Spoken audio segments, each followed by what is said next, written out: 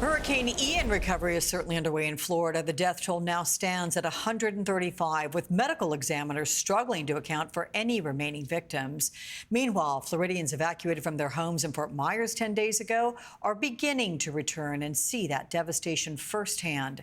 NBC's Stephanie Stanton is in one neighborhood that took the brunt of that storm surge. Stephanie, welcome. What are you seeing, and what are the folks there telling you? Yeah, good afternoon to you, Alex. Well, I am seeing scenes like this repeated over and over again.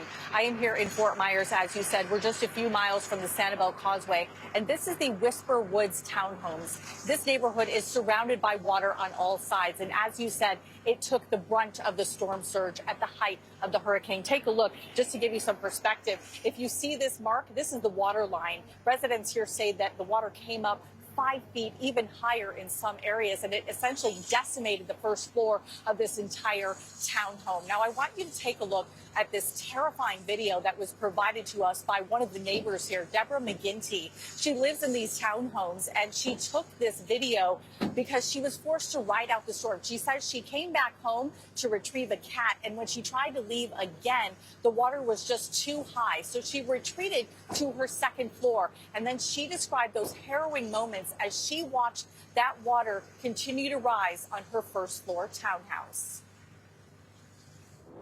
The water came in through under the doors, and I watched it rise and rise and rise. And within an hour, it was over the door. It was 5.5 feet. It was right to here.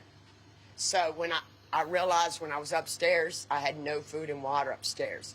So the water was to the top step here. I jumped in the water and tried to get in this laundry room where the water was. It was blocked by the washer and dryer. And then I swam to the kitchen in the dark, and the refrigerator had tilted. I climbed over that and was able to get some potato chips out of the upper cabinet. It was freezing cold, murky water. But I've been swimming my whole life, so you got to survive, survive, survive.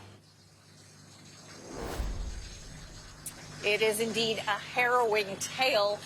Deborah tells me that she says she's lucky to be alive. She has been living inside her townhome since the storm ended, clearing out debris. The first floor is a total loss, and she also has no power. But she's here, and she says she's going to remain strong, Alex. What a story.